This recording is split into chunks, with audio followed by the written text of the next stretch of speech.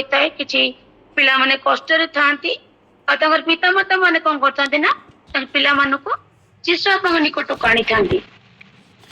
ଆମେ ମଧ୍ୟ ଆମେ ଦେଖିଛୁ ଯେତେବେଳେ ଆମର ଦେହ ଟିକେ ଆଉ ଆମ ବାପା ମା ମାନେ କଣ କରୁଛନ୍ତି ନା ପ୍ରାର୍ଥନା କରିଥାନ୍ତି ଆଉ ପାଷ୍ଟର ମାନଙ୍କ ପାଖକୁ ନିଅନ୍ତି ଆଉ ପ୍ରଭୁଙ୍କ ଦାସ ମାନଙ୍କୁ ଘରକୁ ଡାକି ପ୍ରାର୍ଥନା କରନ୍ତି ଯେ କିପରି ଆମର ଛୁଆ ମାନେ ସୁସ୍ଥ ହେବେ। କାରଣ ସବୁବେଳେ ଆମେ ଦେଖିଛୁ ଆମେ ବି ଅନେକ ସମୟରେ ଆମକୁ ଜ୍ୱର ହୁଏ, ଥଣ୍ଡା ହୁଏ, କାଶ ହୁଏ। ଆଜି ଆମେ ଦେଖିଲୁ ଆଦ୍ୟାସାକୁ ମଧ୍ୟ ଟିକେ ତଣ୍ଟି ତାର ବୋଧେ ବସି ଯାଇଛି କି ଥଣ୍ଡା ହେଇଛି, ସେ ଗୀତ ଗାଇଲା ତାକୁ ଟିକେ କଷ୍ଟ ହଉଥିଲା। ସେଇପରି ଆମେ କଣ କରିଥାଉ ନା ସବୁବେଳେ ପିତାମାତା ହିସାବରେ ଆମର ପିଲାମାନଙ୍କୁ କଣ କରିଥାଉ ନା ପ୍ରଭୁଙ୍କ ନିକଟକୁ ଆଣିଥାଉ। ଆଉ ସେଇପରି ଆମେ ଦେଖୁଛୁ ଆଉ ଯେତେବେଳେ ପିଲାମାନଙ୍କୁ ତାଙ୍କ ନିକଟକୁ ଅଣାଯାଉଛି ଆଉ ଶିଷ୍ୟମାନେ ସେମାନଙ୍କୁ ଟିକେ ମନା କରୁଛନ୍ତି କାହିଁକିନା ବହୁତ ଭିଡ ଥାଏ। ସେ ଭିଡ ଲାଗି ବୋଧେ ସେମାନଙ୍କୁ ଆସିବାକୁ ମନା କରୁଥିଲେ, କିନ୍ତୁ ଯୀଶୁ କଣ କଲେ ନା ତାହା ଦେଖି ସେମାନଙ୍କୁ ବିରକ୍ତ ହଉଛନ୍ତି। କାରଣ ଆମର ଯୀଶୁ ବାପା ହଉଛନ୍ତି ଶିଶୁ ପ୍ରିୟ ଯୀଶୁ। ସେ ପ୍ରତ୍ୟେକ ପିଲାମାନଙ୍କୁ ଭଲ ପାଆନ୍ତି ଆଉ ସେ କହୁଛନ୍ତି ତାଙ୍କୁ ମୋ ନିକଟକୁ ଆସିବାକୁ ଦିଅ ଆଉ ସେମାନଙ୍କୁ ମନା କରନି। କାରଣ ଏଇ ଛୋଟ ପିଲାମାନେ ହିଁ ହଉଛନ୍ତି ଈଶ୍ୱରଙ୍କ ରାଜ୍ୟ ଏଇ ପ୍ରକାର ପିଲାମାନଙ୍କର। ଯଦି ଆମେ ଛୋଟ ପିଲା ପରି ବାକ୍ୟ ଲେଖା ଛୋଟ ପିଲା ପରି ଯଦି ମନ ନ ହବ ଆମେ ସ୍ୱର୍ଗ ରାଜ୍ୟରେ ମଧ୍ୟ ପ୍ରବେଶ କରିବା ନାହିଁ। କାରଣ ଆମେ ଦେଖି ଛୋଟ ଛୁଆ ମାନେ ବହୁତ ସରଳ, ତାଙ୍କୁ ଯଦି କୋଉ କଥା ଗୋଟେ ଲୁଚିକି ରଖିବାକୁ କହିଥିବ ସେମାନେ ସାଙ୍ଗେ ସାଙ୍ଗେ ପ୍ରକାଶ କରିଦିଅନ୍ତି। ଆଉ ଆମେ ଦେଖିଥାଉ ସେଇପରି ଯୀଶୁ ବାପା ମଧ୍ୟ ଛୋଟ ଛୋଟ ପିଲାମାନଙ୍କୁ ବହୁତ ଭଲ ପାଆନ୍ତି। ଆଉ ଯୀଶୁ କହୁଛନ୍ତି ମୁଁ ତମମାନଙ୍କୁ ସତ୍ୟ କହୁଅଛି ଯେ କେହି ଏ ଶିଶୁ ପରି ଈଶ୍ୱରଙ୍କ ରାଜ୍ୟ ଗ୍ରହଣ ନ କରେ ସେ କୌଣସି ପ୍ରକାର ସେଥିରେ ପ୍ରବେଶ କରିବନି। ତାପରେ ଯୀଶୁ ବାପା ସେ ଛୁଆ ମାନଙ୍କୁ କୋଳକୁ ନଉଛନ୍ତି ଆଉ ସେମାନଙ୍କ ଉପରେ ହାତ ଥୋଇକି ଆଶୀର୍ବାଦ ଦଉଛନ୍ତି। ଆମ ଯୀଶୁ ବାପା କେତେ ମହାନ, କେତେ ସ୍ନେହମୟ, କେତେ କରୁଣାମୟ, ସେ ଆମକୁ କେତେ ଭଲ ପାଆନ୍ତି ଆଉ କୋଳରେ ବସେଇକି ଆମ ମସ୍ତକ ଉପରେ ହସ୍ତ ରଖି ସେ ସବୁବେଳେ ଆମକୁ ଆଶୀର୍ବାଦ କରିବାକୁ ଚାହାନ୍ତି। କିନ୍ତୁ ପିଲାମାନେ ଆମକୁ ପ୍ରତ୍ୟେକ ଅବସ୍ଥାରେ ଯୀଶୁ ବାପାଙ୍କ ନିକଟକୁ ଆସିବାକୁ ପଡିବ। ଯଦି ତାଙ୍କ ନିକଟକୁ ଆମେ ନ ଆସିବା, ତାଙ୍କ ନିକଟରେ ଆମେ ନ ବସିବା, ତାଙ୍କ କଥା ଆମେ ନ ଶୁଣିବା, ସେ କଣ ଆମକୁ ଆଶୀର୍ବାଦ କରିବେ କି? କେବେ ବି କରିବେନି। ତେଣୁ ଆମମାନଙ୍କୁ କଣ କରିବା ଯୀଶୁ ବାପାଙ୍କ ପାଖକୁ ଆସିବାକୁ ପଡିବ। ପିତାମାତା ହିସାବରେ ମଧ୍ୟ ଆମ ସନ୍ତାନ ମାନଙ୍କୁ ଆମେ କଣ କରିବା ନା ଯୀଶୁ ବାପାଙ୍କ ନିକଟକୁ ଆଣିବା। ଆଉ ଯେପରି ଆମେ ଦେଖୁଛୁ କୋଳରେ ଯୀଶୁ ବାପା ନଉଛନ୍ତି ତାଙ୍କ ଉପରେ ହାତ ଥାଇ ସେମାନଙ୍କୁ ଆଶୀର୍ବାଦ କରୁଛନ୍ତି। କେତେ ପ୍ରେମମୟ, କେତେ ସ୍ନେହମୟ ଆମର ଯୀଶୁ ବାପା। ଆମେ ଯଦି ପ୍ରତ୍ୟେକ ଅବସ୍ଥାରେ ଯେକୌଣସି ଅସୁବିଧା ହଉ, ଯେକୌଣସି ଦୁଃଖ ହଉ, ଯେକୌଣସି ସଙ୍କଟ ହଉ, ଯଦି ଆମେ ସେଇ ଯୀଶୁ ବାପାଙ୍କ କତିକି ଆସିବା ସେ ଆମକୁ ସମସ୍ତ ମନ୍ଦ ଠାରୁ ସମସ୍ତ ସଙ୍କଟରୁ ସେ କଣ କରିବେ ନା ଉଦ୍ଧାର କରିବା ପରମେଶ୍ୱର ଅଟନ୍ତି।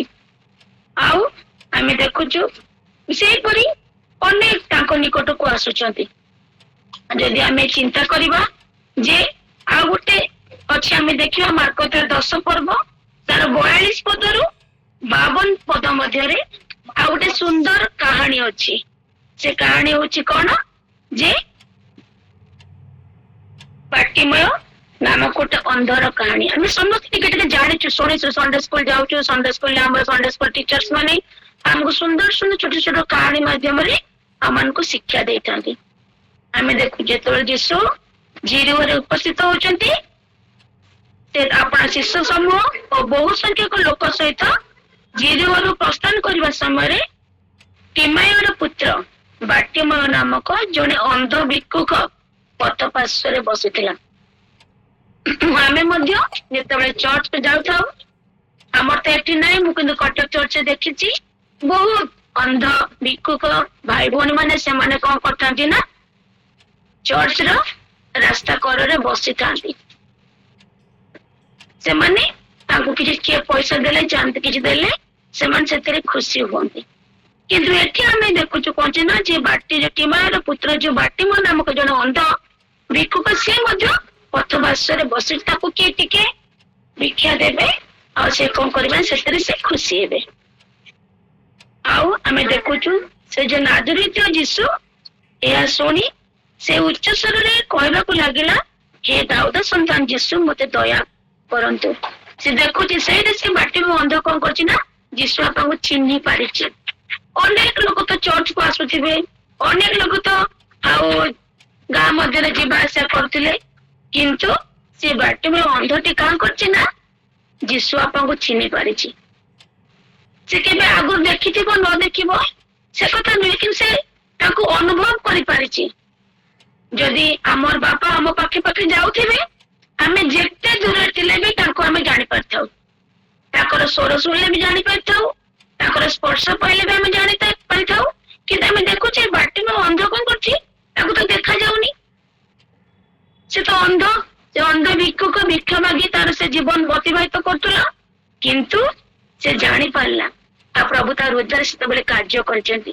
ଆଉ ସେ କହୁଛି, ଏହା ଶୁଣି ସେ ଉଚ୍ଚ ସ୍ୱରରେ କହିବାକୁ ଲାଗିଲା, ହେ ଦାଉଦ ସନ୍ତାନ ଯୀଶୁ ମତେ ଦୟା କରନ୍ତୁ। କେଡ଼େ ଆଶ୍ଚର୍ଯ୍ୟର କଥା ପ୍ରିୟ ପିଲାମାନେ। ଯଦି ଆମେ ଆଖି ଆମର ଥାଇକି ଆମେ ଅନେକ ସମୟରେ ପ୍ରଭୁଙ୍କ ଦୂରକୁ ଚାଲି ଯାଉଛୁ, ପ୍ରଭୁଙ୍କ ନିକଟରେ ଆମେ ଆସୁନୁ, କିନ୍ତୁ ଗୋଟେ ଅନ୍ଧ ଭିକ୍ଷୁକ ଯିଏକି ପଥ ପାର୍ଶ୍ୱରେ ସାରା ଦିନ ବସି ବସି ତାର ଭିକ୍ଷାବୃତ୍ତି କରି ସେ ତା ଜୀବିକା ନିର୍ବାହ କରୁଥିଲା, ସେ ଆଜି ପ୍ରଭୁଙ୍କର ସେ ସାନ୍ନିଧ୍ୟରେ ସେ ଆସିଛି। ଆଉ ସେ ପ୍ରଭୁଙ୍କୁ ଆଜି ଚିହ୍ନି ପାରିଛି, ଜାଣି ପାରିଛି। ଆଉ ସେ ହିଁ ଭାବିଛି ଏହି ଏକମାତ୍ର ପିତା ଈଶ୍ୱର, ଏକମାତ୍ର ବୈଦ୍ୟ ମାନଙ୍କର ବୈଦ୍ୟ, ଆଉ ଯିଏକି ମତେ ସେ ସୁସ୍ଥ ଦେବେ। ଆଉ କେଡ଼େ ଆଶ୍ଚର୍ଯ୍ୟ ଭାବରେ ଆଉ ତାଙ୍କୁ ସେଇ ସମୟରେ ଆମେ ଦେଖୁଛୁ ଅନେକ ଲୋକ ସେ ଭିକ୍ଷୁକକୁ ଗାଳି ଦଉଛନ୍ତି, କାହିଁ ପାଟି କରୁଛୁ, କାହିଁ ପାଟି କରୁଛୁ, ଆଉ ତାକୁ ଧମକ ଦଉଛନ୍ତି। କିନ୍ତୁ ସେ ଆହୁରି ଅଧିକ ସ୍ୱରରେ ସେ କାମ କରୁଛି, ଯୀଶୁ ବାପାଙ୍କ ନାଁ ଧରି ଡାକୁଛି, ହେ ଦାଉଦ ସନ୍ତାନ ଯୀଶୁ ମତେ ଦୟା କରନ୍ତୁ। ଆମେ ଦେଖୁଛୁ ସେଥିରେ ଯୀଶୁ କଣ କରୁଛନ୍ତି ନା ଠିଆ ହୋଇକି କହିଲେ, ତାହାକୁ ଡାକ। ସେମାନେ ସେ ଅନ୍ଧ ଲୋକଟିକୁ କଣ କଲେ ନା ଯୀଶୁ ବାପାଙ୍କ ନିକଟକୁ ଆଣୁଛନ୍ତି। କେଡ଼େ ଆଶ୍ଚର୍ଯ୍ୟର ବିଷୟ। ଆମର ପ୍ରଭୁ କେତେ ମହାନ ପରମେଶ୍ୱର, ସେ ଆମମାନଙ୍କର ଆର୍ତ୍ତସ୍ୱର ଶୁଣିବା ପାଇଁ ଅପେକ୍ଷା କରିଛନ୍ତି। କେତେବେଳେ ମୋର ପୁଅ ଝିଅ ମାନେ ମୋ ନିକଟକୁ ଆସିବେ, ମୋ ନିକଟରେ କାକୁତି କରିବେ, ମୋ ନିକଟରେ ପ୍ରାର୍ଥନା କରିବେ, ଆଉ ମୁଁ ତାଙ୍କୁ ସୁସ୍ଥତା କରିବି। ଯେ ଖାଲି ରୋଗର ସୁସ୍ଥତା ନୁହେଁ, ଅନେକ ପ୍ରକାର ରୋଗର ଆମେ ଭାବରେ ଅଛି, କିଏ କଷ୍ଟରେ ଅଛି, କିଏ ଦୁଃଖରେ ଅଛି, କିଏ ଅଶାନ୍ତିରେ ଅଛି, କାହାର କିଛି ପାଠ ହଉନି, କାହାର କିଛି ପାଠ ମନ ରହୁନି, କାହାର କିଛି ସବାଙ୍କ ପଦ ମନ ରହୁନି। ଆମକୁ ଆର୍ତ୍ତସ୍ୱରରେ ସେ ପ୍ରଭୁଙ୍କୁ ଆମକୁ ଡାକିବାକୁ ପଡିବ। ଆଉ ଆମର ପିତା ସବୁବେଳେ ଅପେକ୍ଷା କରିଛନ୍ତି, କେତେବେଳେ ମୋର ପୁଅ ମୋର ଝିଅ ମୋ ନିକଟକୁ ଆସିବେ, ମୁଁ ତାଙ୍କୁ ସୁସ୍ଥତା ଦେବି। ଆମେ ଦେଖୁଛୁ, ଆଉ ଆମେ ଦେଖୁଛନ୍ତି କଣ, ଆଉ ଯୀଶୁ ତାଙ୍କୁ କହୁଛନ୍ତି, ସେମାନେ ସେ ଯୀଶୁ ତାଙ୍କୁ ଡାକୁଛନ୍ତି, ଆଉ ସବୁ ସେ ଲୋକମାନେ ତାଙ୍କୁ ଡାକୁଛନ୍ତି, କହୁଛନ୍ତି, ଡାକି କହିଲେ ସାହସ ଧର, ଉଠ, ସେ ତୁମକୁ ଡାକୁଛନ୍ତି, ସେ ତୁମକୁ ଡାକୁଛନ୍ତି। ସେ କିଏ?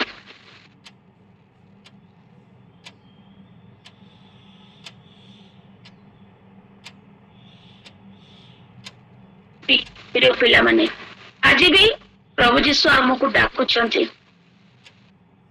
ଆଉ ତୁମମାନେ ମୋ ନିକଟକୁ ଆସ, ମୁଁ ତୁମମାନଙ୍କୁ ବିଶ୍ରାମ ଦେବି। ତୁମେ ମତେ ମାଗ, ମୁଁ ତମକୁ ଦେବି। ଦ୍ୱାରରେ ଆଘାତ କର, ତୁମମାନଙ୍କୁ ଦ୍ୱାର ଖୋଲିଦେବି। ମୋ ପାଖକୁ ଆସ, ମୋ କୋଳରେ ବସ, ମୁଁ ତୁମ ମସ୍ତକରେ ହସ୍ତ ରଖି ତୁମକୁ ଆଶୀର୍ବାଦ କରିବି।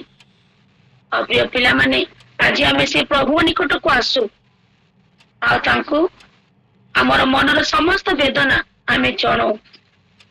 ଆଉ ଆମେ ଦେଖୁଛୁ ସେ ତହିଁରେ ସେ ଆପଣା ଚାଦର ଫୋପାଡ଼ି ଦେଇ ଉଠି ଯୀଶୁଙ୍କ ନିକଟକୁ ଦୌଡୁଛି। ଯୋଉ ମଳା ଚାଦରଟି ତା ଦେହରେ ଥିଲା, ଯୋଉ ଚାଦରର କଷ୍ଟ ବି ସେ ଅନୁଭବ କରୁଥିଲା, କେବେ ଚାଦର ପୋଛା ବି ହେଇନଥିବ, ଧୁଆ ବି ହେଇନଥିବ। ସେ ମଳା ଅନ୍ଧ ଭିକ୍ଷୁକଟି କେତେ ଦୁର୍ଦିନ ଅବସ୍ଥାରେ ସେଠାରେ ସେ ପଡି ରହିଥିବ, ଚିନ୍ତା କରୁ। ଯେତେବେଳେ ସେ ପ୍ରଭୁଙ୍କର ସ୍ୱର ଶୁଣିଛି, ସେ କଣ କରିଛି ନା ତାର ଚାଦର ଫୋପାଡି ଉଠିକି ଯୀଶୁଙ୍କ ନିକଟକୁ ଦୌଡି ଆଉଛି। ଆଉ ତାକୁ ଯୀଶୁ ତାକୁ ପଚାରୁଛନ୍ତି, ମୁଁ ତୁମ ପାଇଁ କଣ କରିବା ତୁମେ ଇଚ୍ଛା କରୁଛ? ପ୍ରିୟ ପିଲାମାନେ, ଆଜି ଆମ ଯୀଶୁପା ମଧ୍ୟ ଆମକୁ ପଚାରୁଛନ୍ତି, ହେ ମୋର ପୁଅ ଝିଅ, ଏ ଆଦେଶ, ଏ ସାୱନ, ଏ ସନ୍ଦେଶ, ଏ ବିଶ୍ୱାସ ମୁଁ ତୁମ ପାଇଁ ଆଜି କଣ କରିବାକୁ ଚାହୁଁଛି। ଯଦି ଆମେ ତାଙ୍କ ନିକଟରେ ଆମର ମନର ସମସ୍ତ କଷ୍ଟକୁ ଆମେ ତାଙ୍କ ନିକଟରେ ଥୋଇଦେବା, ସମସ୍ତ ବେଦନା, ସମସ୍ତ ସମସ୍ୟା, ସମସ୍ତ ଦୁଃଖ କଷ୍ଟ ତାଙ୍କ ନିକଟକୁ ଆମେ ଆଣିବା, ସେ ପ୍ରିୟ ପ୍ରଭୁ ନିଶ୍ଚୟ ଆମକୁ ସବୁଥିରୁ ରକ୍ଷା କରିବେ। ଆଉ ସେ ଅନ୍ଧ ଲୋକଟି ତାହା କହିଲେ, ହେ ଗୁରୁ, ମୁଁ ଯେପରି ଦୃଷ୍ଟି ପାଏ। ତା ନିକଟରେ ଗୋଟିଏ ଜିନିଷ ଅଭାବ ଥିଲା। ତା କାନକୁ ଶୁଭୁଥିବ, ସେ କଥା କହିପାରୁଥିବ, ଚାଲି ପାରୁଥିବ, ଦୌଡି ପାରୁଥିବ, କିନ୍ତୁ ତାର ଆଖି ଦୁଇଟି ନଥିଲା। ଆଉ ତାର ସେ ଅଭାବଟିକୁ ସେ ପ୍ରଭୁଙ୍କ ନିକଟକୁ ଜଣେଇଛି। କଣ କହିଛି? ମୁଁ ଯେପରି ଦୃଷ୍ଟି ପାଏ। ଆମେ ଜାଣିଛୁ ଯଦି ଆମ ଆଖିକି ନ ଦିଶିବ, ଆମେ କେତେ କଷ୍ଟ, କେତେ ଅଭାବ, ମାନେ କେତେ ଅସୁବିଧାରେ ଆମ ଜୀବନ ଅତିବାହିତ ହଉଥିବ। ଆମେ ଦେଖିଛୁ ବାହାରେ ମଧ୍ୟ ଅନ୍ଧ ଲୋକମାନେ ତ ଅଣ୍ଡାଳି ଅଣ୍ଡାଳି ଚାଲୁଥାନ୍ତି, କିଏ ଧକ୍କା ମାରିଦେଲେ ବି ସେମାନେ ଜାଣିପାରନ୍ତିନି, କିଏ ତାକୁ ଠେଲେଇ ଦେଲେ ବି ସେମାନେ ଜାଣିପାରନ୍ତିନି। କିନ୍ତୁ ସେ କହୁଛି, ହେ ପ୍ରଭୁ, ମୁଁ ଯେପରି ଦେଖିପାରେ, ମୁଁ ଯେପରି ଦୃଷ୍ଟି ପାଏ। ଯୀଶୁ ତାହା କହିଲେ, ଯାଅ, ତୁମର ବିଶ୍ୱାସ ତୁମକୁ ସୁସ୍ଥ କରିଅଛି। ତତ୍କ୍ଷଣ ସେ କଣ କଲା ନା, ତାଙ୍କର ପଛେ ପଛେ ଚାଲିବାକୁ ଲାଗିଲା।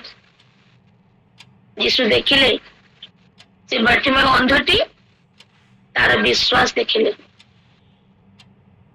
ସେ ଯେ ଯୀଶୁ ଆପଣଙ୍କୁ ବିଶ୍ୱାସ କରୁଥିଲା, ତାର ସେ ଭରସା ଥିଲା, ଯେବେ ମୋର ପ୍ରଭୁ ମୋ ନିକଟକୁ ଆସିବେ ଆଉ ମୁଁ ତାଙ୍କୁ ମୋର ଗୁହାରି ଜଣେଇବି, ଆଉ ସେ ନିଶ୍ଚୟ ମତେ ସୁସ୍ଥତା ପ୍ରଦାନ କରିବେ। ସେ ବିଶ୍ୱାସ ତାକୁ ଆଜି ସମ୍ପୂର୍ଣ୍ଣ ଭାବରେ ତାକୁ ସୁସ୍ଥ ଦେଲା। ସେ କାହା କରେ ନା, ଯୀଶୁଙ୍କର ପଛେ ପଛେ ଚାଲିବାକୁ ଲାଗିଲା। ପ୍ରିୟ ପିଲାମାନେ, ଆଜି ଆମର ମଧ୍ୟ ସେପରି ସମୟ ଅଛି। ଆମେ ପ୍ରଭୁଙ୍କୁ ବିଶ୍ୱାସ କରୁ, ତାଙ୍କ ନିକଟରେ ଆମେ ବସୁ, ତାଙ୍କ ନିକଟରେ ଆମେ ପ୍ରାର୍ଥନା କରୁ। ଅନେକ ଜିନିଷ ଆମ ଜୀବନରେ ରହିଯାଇଛି, ଅନେକ ଅଭାବ ରହିଯାଇଛି। ଏତେ ପାଠ ପଢିଲେ ବି ମନ ରହୁନି। ମା ବାପା ଗୋଟେ କଥା କହିଲେ ବି ଆମେ ଅନେକ ସମୟରେ ଶୁଣୁ ନଥାଉ, ପଛ କରି ଦୌଡିକି ପଳେଇଥାଉ। ଅନେକ ସମୟରେ ଆମେ ଯୀଶୁବାପାଙ୍କ ଠାରୁ ଯୀଶୁବାପାଙ୍କ କଥା ଜାଣି ମଧ୍ୟ ତାଙ୍କ ବାକ୍ୟ ପଢିବାରେ ଆମେ ଅବାଧ୍ୟତା ଜୀବନ କାଟିଥାଉ। କିନ୍ତୁ ପ୍ରିୟ ପ୍ରଭୁ ସବୁବେଳେ କହୁଛନ୍ତି, ଯିଏ ମୋ ନିକଟକୁ ଆସିବ ମୁଁ ତାକୁ ବିଶ୍ରାମ ଦେବି, ମୁଁ ତାକୁ ଅନନ୍ତ ଜୀବନ ଦେବି, ମୁଁ ତାର ପିତା ହେବି, ସେ ମୋର ପୁତ୍ର ହେବ। ଅନେକ ଆମ ବାକ୍ୟ ମଧ୍ୟ ଲେଖା ଅଛି। ତେଣୁ ଆଜି ସମୟ ଅଛି, ଆମେ ବିଶ୍ୱାସ ସହକାରେ ସେ ପ୍ରଭୁଙ୍କ ଚରଣ ନିକଟକୁ ଆସୁ, ସେ ପ୍ରଭୁଙ୍କର କୋଳରେ ଆମେ ବସୁ, ଆଉ ତାଙ୍କର ହସ୍ତ ସବୁବେଳେ ଆମର ମସ୍ତକରେ ରହି ଆମକୁ ସେ କଣ କରିବ ନା, ଆଶୀର୍ବାଦ କରିବେ। ଆଉ ଦେଖିବା, ନିଶ୍ଚୟ ଦିନ ଆସିବ, ଆମେ ସମସ୍ତେ ଯୋଉମାନେ ବି ସଣ୍ଡେ ସ୍କୁଲରେ ବସୁଛୁ, ସଣ୍ଡେ ସ୍କୁଲ ଯାଉଛୁ, ଜୁମ୍ ମିଟିଂରେ ନାହୁଁ ବି, ଯୋଉମାନେ ବି ଅନେକ ଆଜି କେମିତି ଅସୁବିଧା ବଶତଃ ଆସିନାହାନ୍ତି, ଯଦି ଆମେ ସେଇ ପ୍ରଭୁଙ୍କ ଚରଣ ନିକଟକୁ ଆସିବା, ତାଙ୍କ ନିକଟରେ ମାଗିବା, ତାଙ୍କ ପଛେ ପଛେ ଆମେ ଚାଲିବା, ସେ ସବୁବେଳେ କଣ କରିବେ ନା, ଆମମାନଙ୍କୁ ଆଶୀର୍ବାଦ କରିବେ।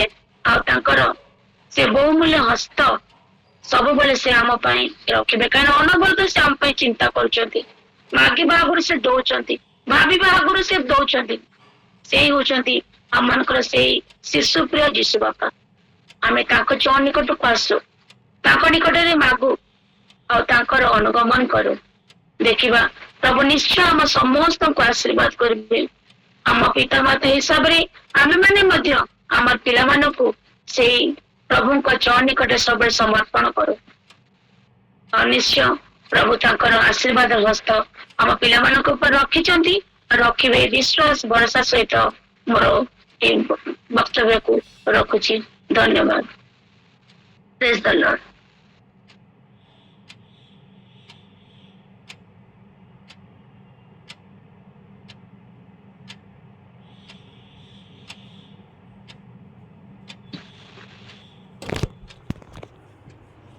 Praise the